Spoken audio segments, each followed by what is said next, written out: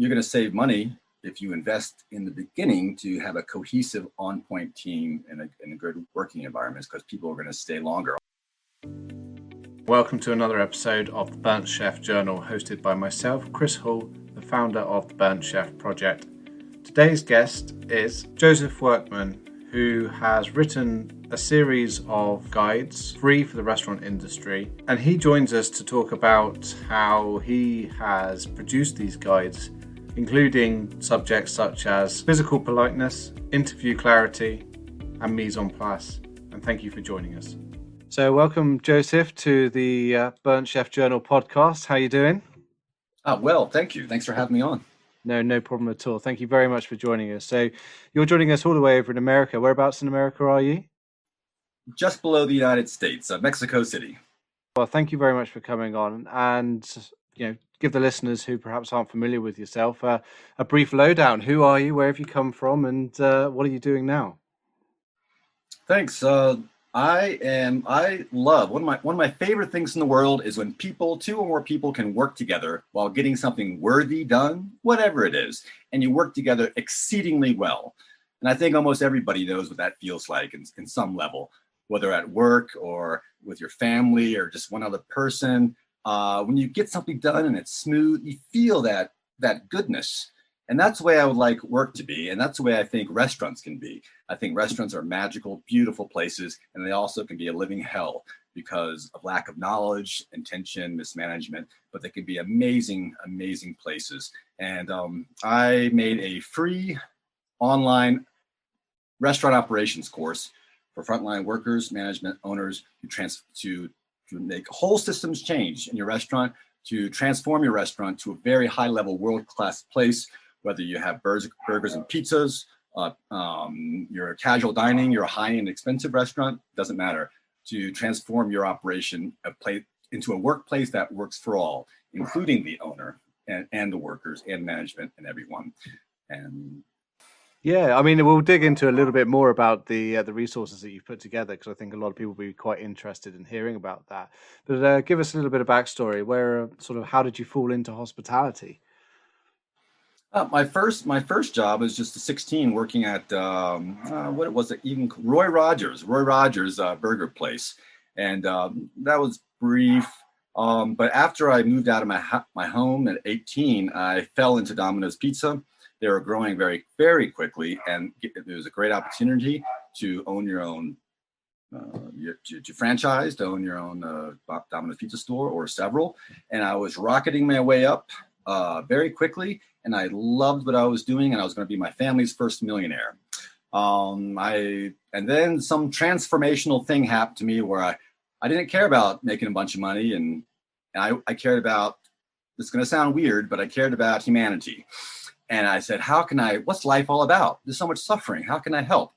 So long story short, I spent the next 20 years or so traveling around the country, getting odd jobs, dishwasher, cook, prep, because those are easy jobs to get, and a lot of other different non-food service jobs.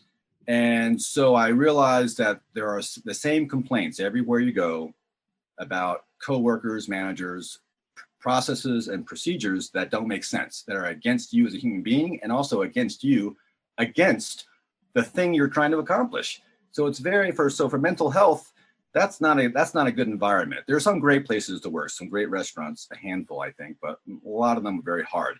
So I re-entered society, bringing the things that I've learned about life and restaurant experience, and then I made the restaurant operations course. Nice. So, from the sound of things, you've been in quite a few different environments within hospitality, hey? Yep. Except for restaurant owner, I have owned some small, like 1-2 person enterprises. I don't know what it's like to have the burden of an entire restaurant, owning a restaurant on my shoulders. But I do know about management, and I do know a lot about all the positions of a frontline worker. Yeah. So just, give us some indication. Consider us green to the hospitality industry, and sort of we're looking at getting into it. I'm interested to see from your perspective what the sort of negative aspects of hospitality, the most damaging aspects of hospitality are, and then we can move on to the, the ones that are doing it right and are providing a better environment for hospitality workers? Great. I think, I don't know, but I imagine like many young people before they enter the workforce, there might be kind of an assumption that things are going to make sense. You show up, you work, you're a conscientious worker, and the sky's the limit as if you as far as your ambition and work ethic and things. It's the adult world and things make sense.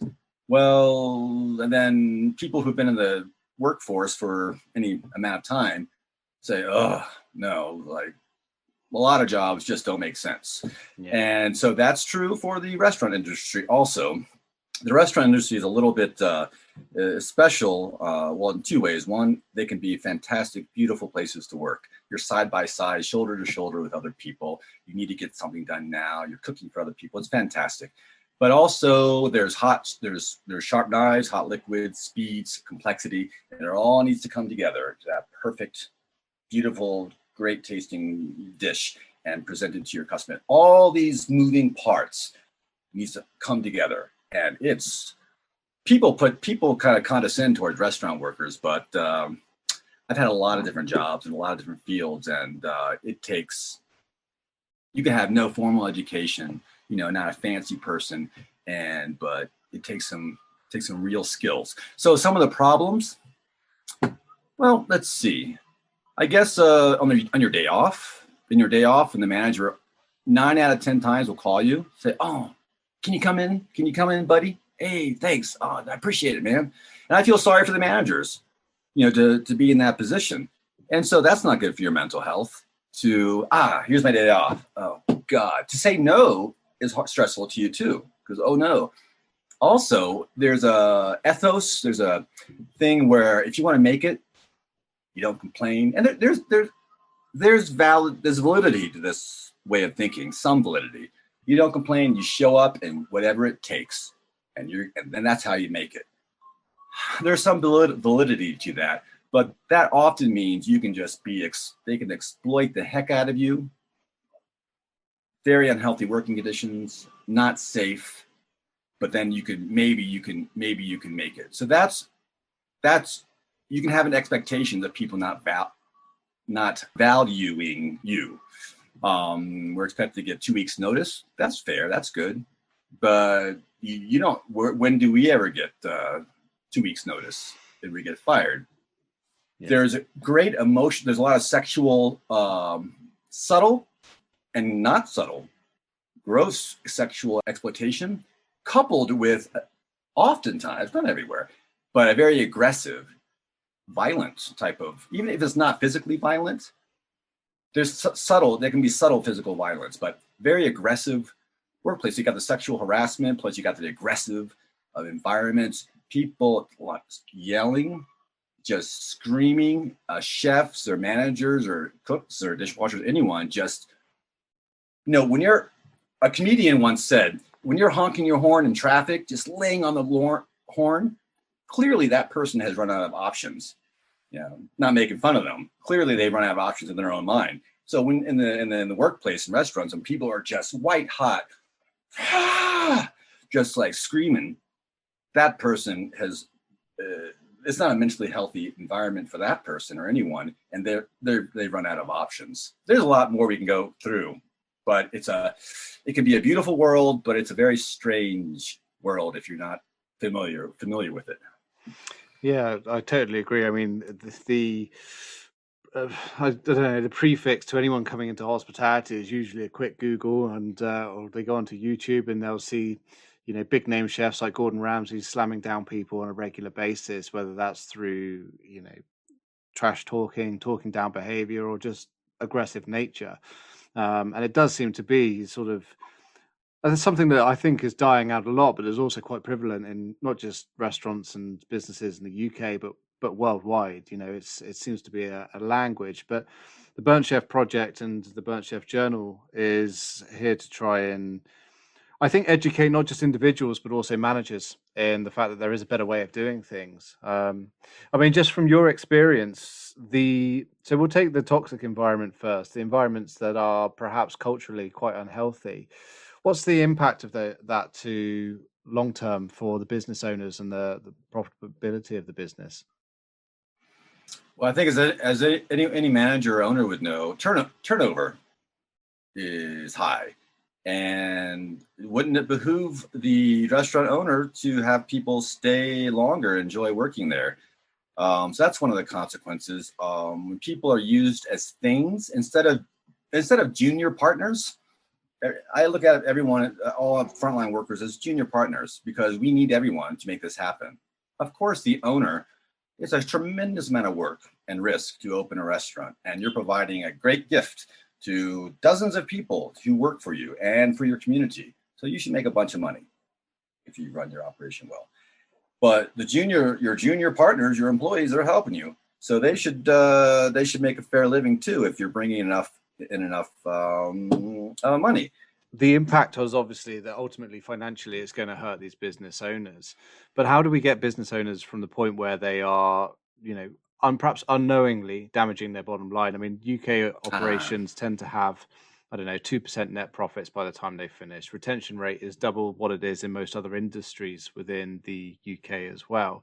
So, how do you get someone who is running a business like that to flip it around and to suddenly, because the investment into people isn't a quick return. There's not a good ROI on that initially within the first month or so. It takes time. So how do you go about getting people to join that way of thinking? Oh, right.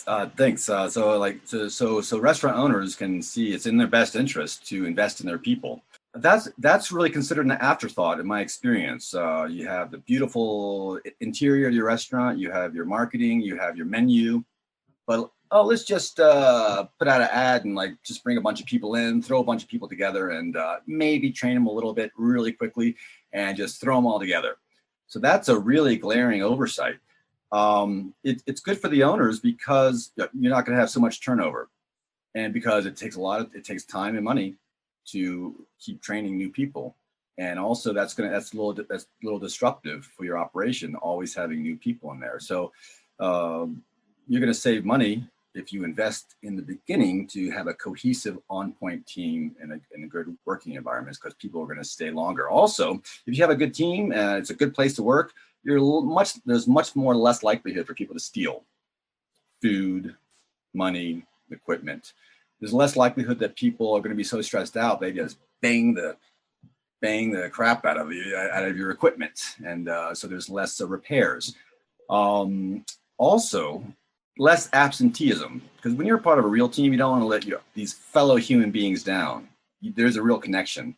I mean, I think if you want to go to your cousin's wedding or once in a lifetime concert or something that's special for you, you should be able to take a day off. If the operation's running smoothly, people can take a day off more or less when they want to. But there's going to be less absenteeism, because when you're part of a real team, you don't want to let your coworkers down or the owner, because that owner is being good to you. And so you're going to show up. Also, when you have a very high performance, smooth running, efficient team where everyone knows what they're doing and the restaurant practically runs by itself, I mean, you're going to pay attention and oversee everything like you should if you're the owner. But if you have that kind of a restaurant, the food quality and service are going to be amazing. And there's going to be one other thing, a special ambiance. There's a special ambiance when you go to any place and people are working together as a team and they're enjoying it and they're enjoying serving you at a very high level. It's energetic and it's fun.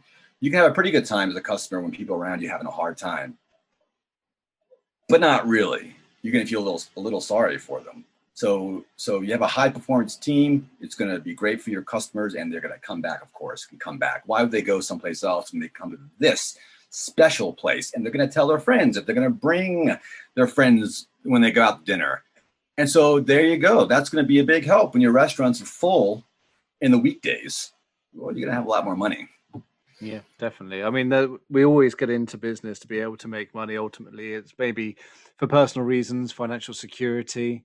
Burnt Chef Project, is no exception, bar the fact that the business model, and I think this is where a lot of businesses are going now, are running as social enterprises. We're here for the benefit of the community. The money that comes out of it at the end isn't necessarily for myself, but still the principle remains. It needs to make money to be able to be self-sufficient to carry on. So it's an important prospect, and it's an important concept for business owners, and probably number one of business is to make more money. So talk to me a little bit about, some of the perhaps the key footnotes from the resource that you've put together, the free resource that potentially might get someone who's new to hearing this for the first time quite interested in learning more. Great. Now I can tell you a few things, but it might not really make a whole lot of sense, and it might not be hard to connect. How are those things going to really help me run my business? How to run a smooth operation?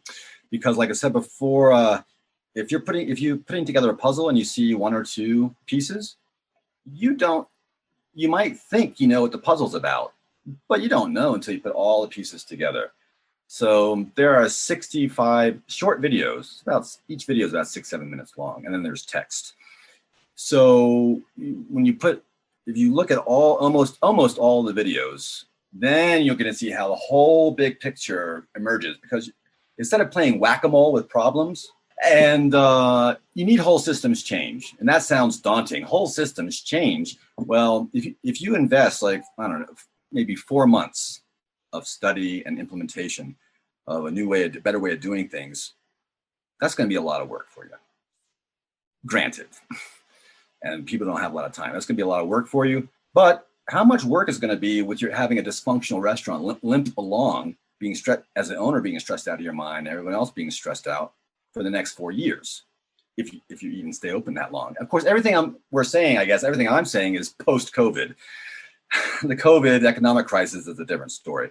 But if you can invest up front and then get your operation at a high level, all those headaches every day, same complaints for years, you don't have that anymore. So, okay, I want to circle back around to some specifics. But just one more preface. If some people's goal is to help the mental health of people just enough so they can function to perpetuate an unhealthy operation, an unhealthy system, that's one thing. I mean, good or bad, that's one thing. But it's a whole different thing to actually care about people. And you actually it's not lip service. It's not just enough to keep things running. It's like, oh, my crew's having problems. I'm not making money. How can I make things a little bit better, just better enough so my operation can go? Okay, fine. But if you really care about people and you want to build, and it's not so hard to do, it's totally possible to have a real humane place that's dynamic and functioning, and it's a good place for a human being, and everyone feels good. Like, yeah, another day, high five, another day, we knocked it out. It's totally possible to have that. And then you're going to reap even better rewards. You're going to make more money and bring in more income and be very proud of your restaurant and get rid of a lot of headaches. So I can talk about a few principles. It goes right to the very basic things of being a person. Physical politeness, sharing the space. These are the three things that I start out with, fundamental to restaurant operation or any operation. Physical politeness. Everyone needs to go to point A to point B. Not just you, but everyone. And you're dependent on everyone else to be able to function. That's what cooperation is. Cooperation doesn't mean, hey, come here, cooperate with me. Do what I tell you to do. Cooperation means with, operate, the function. It means I'm operating, you're operating, we're cooperating. So everyone needs to go to point A to point B, usually very quickly, especially during the rush. So we want to share this space. There is a hierarchy of skills, knowledge, and abilities. Everyone's not equal. Of course, there's hierarchy of skills, knowledge, and abilities with everyone in the world and everyone in your restaurant. But there is no hierarchy of dignity. There should be we equate hierarchy of skills, knowledge, and ability with a hierarchy of who deserves human dignity. That's a huge mistake. There's no reason. Every single person, from dishwasher to chef to owner, server, cook, prep, cannot feel like a human being at work. That's a new way of thinking. And like it said, like a fish is the last thing to realize there's water, because for a fish, water is everywhere. It becomes kind of invisible. So to treat everyone with human dignity, That's kind of like, oh, we can do that. So physical politeness. There's small spaces. No matter who you are in the hierarchy of your organization, pick one side. Pick one side of the passageway. And if it's very small, just turn your shoulders a little bit. We don't need like, okay, here's a hierarchy. Here's the owner. And then everyone moves for the owner. Mm-hmm. But if you're the dishwasher, no matter if you're carrying some big heavy pots or anything, you have to move. This is subtle. You have to move. You have to give extra energy, time, and attention to compensate for everyone else who's above you. And if you're the owner, I know you owner, you have a lot in your mind, so maybe you can consider that too. Your life is made a little bit easier the higher up you are because everyone moves for you. We need to share the space, and we need to give everyone their human dignity, the physical as a human being, so everyone can be productive and move. So we're not creating a job. We're not creating an extra job for people. Here's from a job, and here's all the BS I got to deal with for my other job. I don't know if I explained that very well, but physical politeness, being aware of yourself, of your space around you, your environment, and being aware of other people and what's going on, being aware, being awake, and flowing. The whole organism can flow much more better if we give everyone the human dignity of sharing the space. Talking about human fluidity, really, and it's about the minor tweaks that perhaps we don't necessarily consciously look at on a daily basis, but actually can make a huge difference to the general feeling, the vibe, and the way that a business operates as an entire organism. Yeah. Exactly. And if the entire organism is doing well, that's helping you. It's a workplace that works for all, no exceptions. That's perfect how you made a synopsis of that. Thank you. Yeah, so that's one, physical politeness. And also that has to do with mental health, of course. If you're if you're being dumped on all the time and you're working really hard too, that's psychological, and that's not good. It's just the minor tweaks, isn't it? Ultimately, it's amazing how much load that having to consciously think about small things like moving out the way for someone based on hierarchical structure is draining. We might do it subconsciously now. We might be used to doing it, but it doesn't necessarily mean it doesn't have an impact on our day-to-day well-being. Exactly. And I'm a realist. I like to think of myself as a realist, and I say in the videos, I say like everything here. There's no like good sounding stuff. That sounds nice, yay, but it doesn't really work in the real world. There's no room for anything that doesn't actually work in the real world because that causes stress. Oh, here's this great idea, and like, okay, boss, yeah, but it doesn't really work. So I'm practical, and I put it in there. There's sometimes when especially with anyone, they need to move, and everyone needs to get out of the way, because maybe there's a safety issue or there's some sort of urgency. And maybe the owner has so many things in their mind and that they have the whole operation on their shoulders. So, I mean, if you're going to, maybe you can say, look, when I enter the building, everyone's going to practice physical politeness. But when I enter the building, just move out of my way. I got a million things in my mind. If you're going to do that, at least be honest about it. And everyone says, okay, got it. We all need to treat each other treat each other with physical politeness. Mm-hmm. But when the boss comes in, the owner comes in, he or she just needs to move. So just be honest about it. But also you can set the example of the owner and give physical politeness to everyone. But there are some situations where maybe you're the owner or the manager and you say, look, everyone, move. And this leads to the other thing, the interview that cultivates clarity. You need to be very clear and very specific what you expect out of your people, and then what they can expect from you. And it's in the course, the interview that cultivates clarity. So without a shadow of a doubt, as much as possible, everyone knows what's expected of them, and everyone knows that it's going to make a good place for them to work personally and for everyone. So people will buy into it, and it's an easy sell because. But the point is, from the very beginning, you need to really connect and say, this is what we're doing. And one of the things is physical politeness. Okay. And it's interesting you touch upon interview clarity as well. There's so many times there's whether it's intentional or not, but false promises. There's roles, certainly from a chef's perspective, where you are 9 times out of 10, you're given complete free rein to put your menus and put your thoughts and your passion and your creativity onto a plate. And then within a very short period of time, it becomes quite obvious that actually you're not there to fulfill any of those things. You're there to fulfill a role that's expected of you, and that's the role that the restaurant manager or the general manager wants from you, not necessarily what you've taken the job for. And that can actually, and I've seen it firsthand, that can lead people down quite a dark path in a very, very, very small amount of time as well. So I totally agree. Interview clarity, not just with regards to sort of physical politeness, but I just think general roles, responsibilities, salaries, be very clear with someone, and at least make sure that they're the right fit for your business, but also that business is the right fit for you. Yep. I had experience with that. Well, the same friend of mine who's the chef who asked me to take my notes and make it finish the manual. I helped him open up a kind of a pop-up restaurant for 3 months, and it was a great success. People loved it, and that feels so good for us. It's like, wow, they really just love what we're doing. And it was just for the summer, and it was the genius of my friend, Chef Ashton Carter, and I helped with lots of logistics, and also just doing anything and everything that needed to be done. So it became kind of locally famous. Wow, this Chef Ashton Carter is doing great things. And so the end of the 3 months pop-up kind of restaurants, ended. And I won't say the name, but it's a very famous place. It was made famous by a movie, world famous. Everybody knows about it, but I'm not gonna mention it.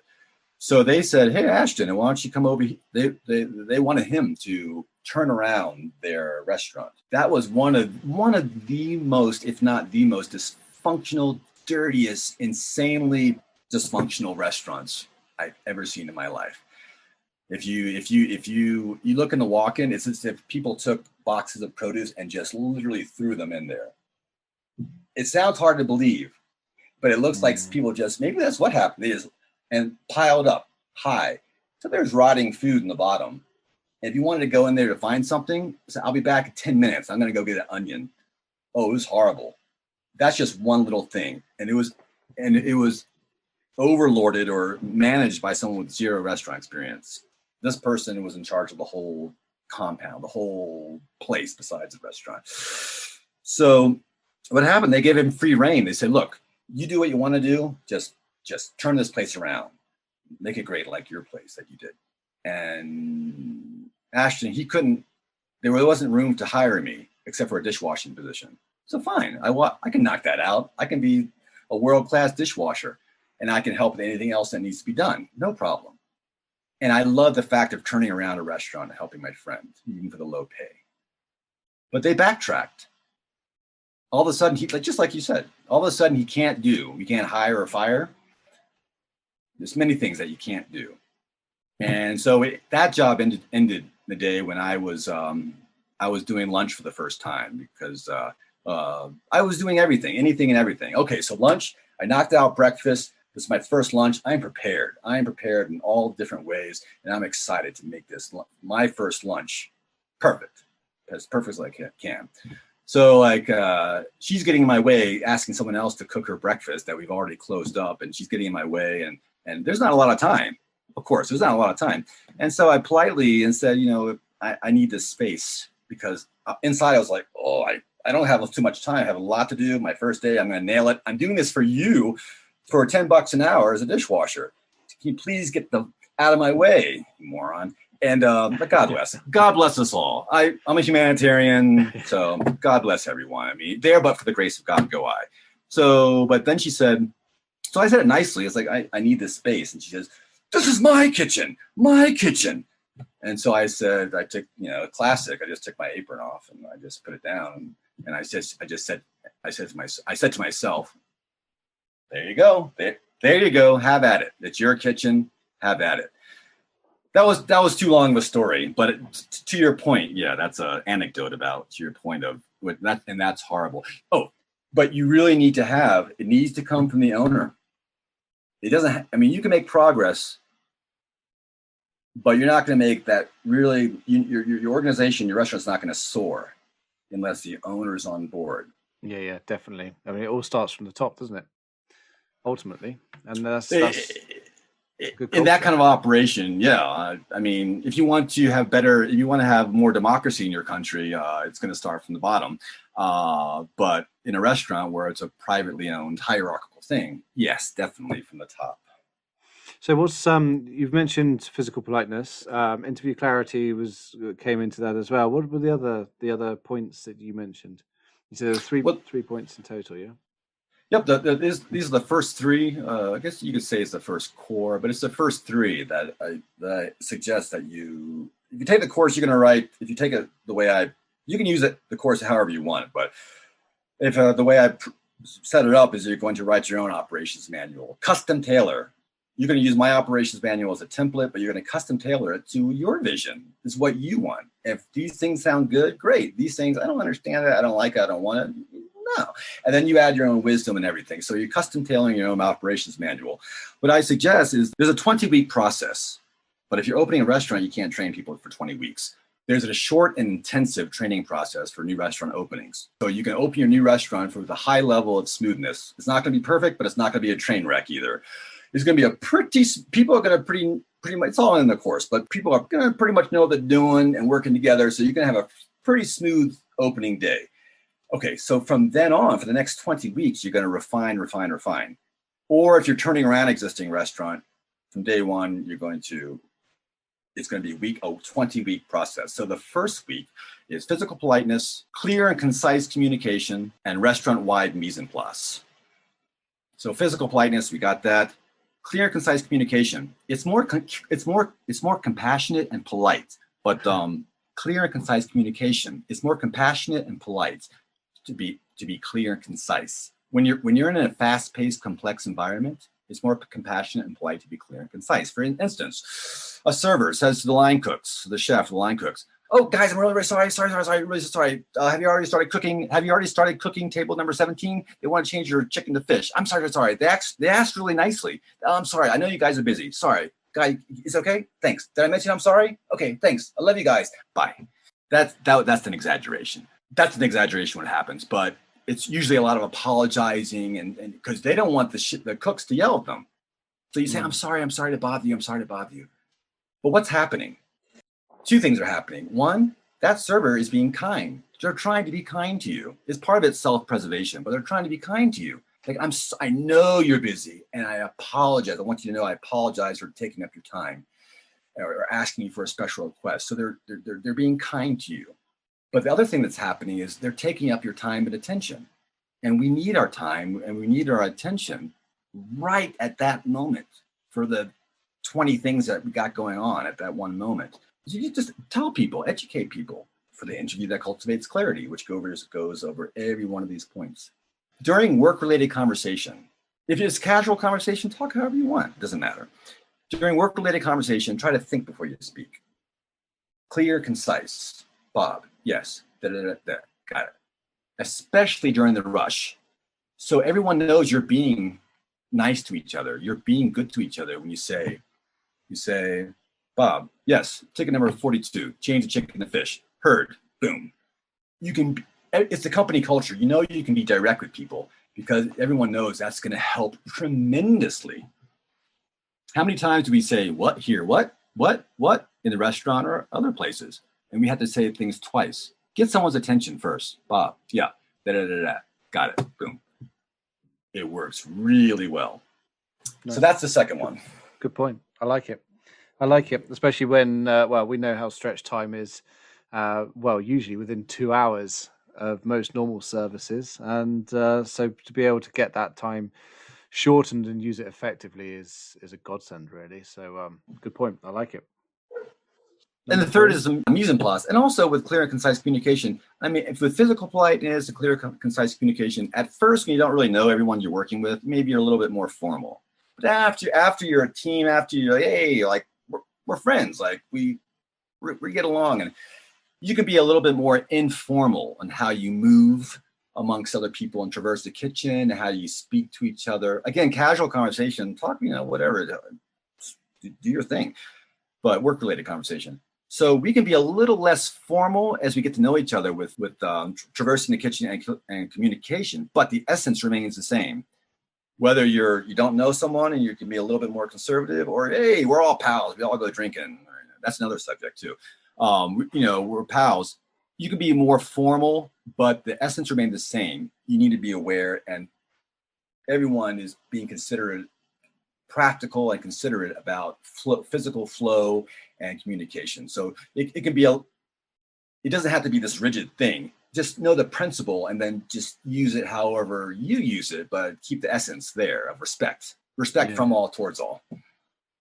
Nice. Mise en place. We know there's mise en place where you gather all the tools and food and everything you need to your station, so you don't have to go back and forth. You have everything you need to boom, boom, boom, knock it out, get your stuff done. So restaurant-wide mise en place means everything has its place. Dry storage, the walk-in, front of the house, back of the house, brooms, mops, everything in the office. Where are your forms? Where's your ink? Where's your everything? Every single thing. Also, as a side note, if you're using your restaurant as storage space, consider finding some other option, like take it home with you, or get, I don't know, just get a little storage thing in the back of your restaurant if you can. But try not to use your restaurant as a storage space where things are gathering dust and grease for years. Get that out of there. You want to function. You want a Ferrari of a restaurant. You want a high performance driving down the autobahn. You don't want these obstacles getting in your way. All mental health, all of these little obstacles, death by 1,000 cuts, communication, traversing the kitchen, mise en place, can't finding what you want. All these little things every day. So don't use your restaurant as a storage space. Get it out of there if you can. So everything has a specific place. It's like driving a car. When you're driving a car, you're focusing on what you're doing and where you're going. Everything is where you need it, when you need it, all the time. Steering wheel, shift, clutch, brake, radio, lights, windshield wipers. You don't even think about it. You're driving and you don't think about it at all. It's all right there so you can focus on what you're doing and where you're going. Mm-hmm. Same thing for a restaurant. You don't want to say, you work and you say, where's the potato peeler? Or where's that thing I need? I guess it's probably buried in dish under a bunch of dishes. I'll see you in 10 minutes. That just completely stops your flow. Even like little things that if I slow you down for 5 seconds in the middle of a very busy rush, it can seem like, oh. But so if you have to look for things every day, like every day there's like several things you have to look for and you don't know where they are. And I explain a process how you actually can make this into a reality. Because I know people use things and things go back to dish so they're not always there. But I talk about in the course how you can 99.9% of the time have everything you know where it is, whether it's in its place or whether it's in a specific spot in dish. So when you're moving along, you want every single thing to be exactly where you need it, so you're not even thinking. Because when you're on the line, you just reach for the oil, you reach for the pans, you turn on the gas. You're like the Matrix. You're in the zone. You don't think twice about where anything is because it's all right there, hopefully. And that's the same thing with the entire restaurant. And that goes to the principle of knowing how your actions affect everyone else, and everyone will know beyond the shadow of a doubt, as much as possible, that when they work here, they're going to know where everything goes, and they will return everything to its place. That's a requirement of working here, and that's going to make everything a lot better. Yeah, certainly. I mean, I think the concept of mise en place, as most people are familiar with, whether you're front of house or back of house, so in its most graphic way, it's getting shit done ready for when you need it. But also, eliminating the need for moving too far or, for too many things. But it's a concept that perhaps back of house is definitely more familiar with. And if you had front of house and you had general managers and you had KPs and pot washers and anyone like that who are on board with it as well, it certainly helps the smooth running of the operation. So it's a good point. So, I mean, just sort of moving on then, with regards to, so we've done the sort of the first week of opening a restaurant. For those out there who are looking at perhaps making some changes that will benefit the mental health and well-being of their staff, are there any, or even individuals, are there any tips that you have, either from your travels or from this, that were useful for people trying to manage their own well-being? How do you manage yours? Well, you mentioned about like personal, like mental health issues, and I'm a stronger, wiser, better person. I've grown a lot, so I have that. Well, I can say from personal experience is you can't play whack-a-mole with things. You can't put a band-aid on a problem. Of course, we know this.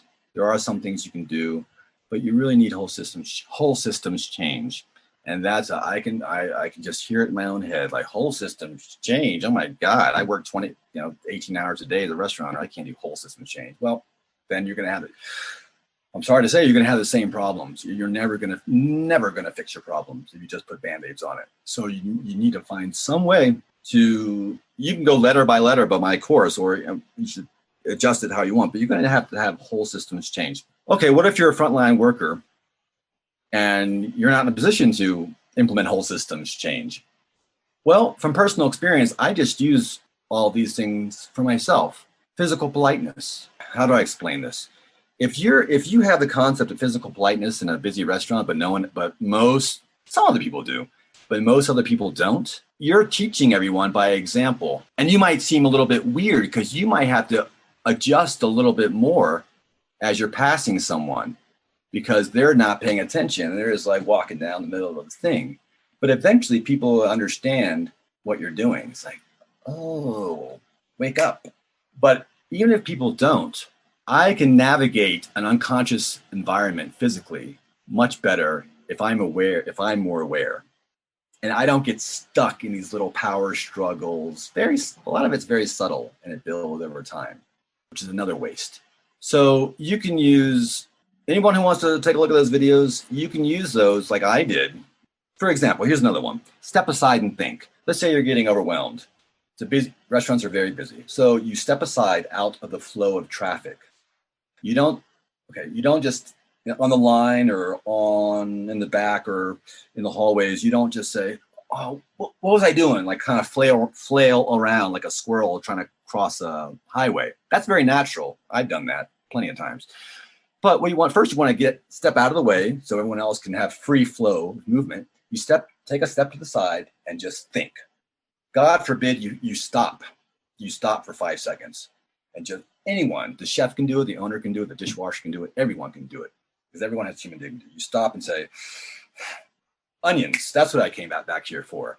Or maybe you're in a rush and you're kind of getting behind and your mental capacity, mental capacities is not in alignment with your body. You're kind of not integrated. Step to the side, think, okay, this, and then take 5 seconds or 10 seconds. And then that's a little investment that's going to help make everything else roll more smoothly. So there's a lot, even if you don't have whole systems change, even if you're the only person there, I mean, even if it's just you doing it, there's a lot of things in there that you can use for yourself to make, which I used, which you can, even in a very unhealthy environment or a moderately unhealthy environment, you can be the matrix. And you might seem a little weird at first. People don't know what you're doing, but eventually it can help you. And I kind of don't feel like mentioning a lot of specifics because no one or two or three is going to really help you. So, I mean, I would point to my free course and just take a look at that. And if you're a frontline worker, it can help you. If you're a manager and owner, there's plenty in there that can help you. I can say some specifics if you want me to, but No, I mean, I think like if as you said at the beginning, if it's a puzzle that you have to put together fully to be able to see what it looks like, then it's important that people follow that advice and have a look for themselves. You know, personally, and also, you know, something that we try to educate people on is how much energy needs to be spent on self development and learning and becoming a better person. And I think, you know, certainly within hospitality, there's such a skill shortage of people who move up the chain quite quickly that they don't often get time to invest into themselves and to build their skill sets and learn new techniques and ways of doing things more efficiently. So, you know, to have free resources like yours on there, which people can then pick and choose certain aspects from or implement fully, I think it's ideal. And just explain to people, Joseph, where can they find this? Where can they find all the resources? authenticteambuilding.com. I used to have a website, but I don't have the website anymore. That will go straight to the YouTube, and there you get the free PDF, the text, and there are all the videos. Yeah, authenticteambuilding.com. Perfect. Thank you very much. Can I add one thing in response to your question? Yeah, go ahead. Is like, so what can people do? I will say this, and a lot of people already know this, but when you go into work, what you can do for yourself, every day is practice. Every moment is practice. If you're a dishwasher or anything, any position, you're focusing, all right, what did I learn yesterday? And do your best and focus and pay attention. And so you're not just, I'm just working. You're figuring things out every day and refining and honing your skills. If you're a dishwasher, of course you can do it as a dishwasher. Great dishwashers are fantastic. Everyone loves someone who can wash dishes really great. So anyway, the point is, think about it as you can think it. Some people already think about it this way, but you can think about it as every day you're training. So a week from now, you've grown. So just focusing on the here and now, like what when you're cutting something, take a look at what you're doing. Ask around, look at other people's techniques. You can your knife skills, you can improve. Everything you do, every day you can be improving. And just like lifting weights or getting healthy, it's a little bit hard at first, but like a couple months later, you're going to really reap the rewards. That's what any frontline worker can do, or any manager can do, or anyone can do, to have that attitude to develop every day, all day long. It's a good sense of control as well, isn't it, ultimately, because you can actually, you've got a starting and an end point, and you can measure yourself. It gives you something to focus on, which I think is, during these critical times, is, it's essential. So thank you very much. Thank you for taking the time to explain the resource. And if you are interested, please head over to authenticteambuilding.com, did you say? Yep. And you'll be sent straight to the YouTube channel where these resources are free. Joseph, thank you very much, sir. It's lovely to meet you. Thanks, Kris. Likewise. Thanks to Joseph Workman there for taking the time to run us through some of his free training materials. I hope you found some of that useful. And for more information, please go over to his YouTube channel and check out his videos. And for us, that's goodbye. We'll see you in a week's time. For more information upon the Burnt Chef project, head over to our website, where you'll find more about us, including merchandise and free resources. See you soon.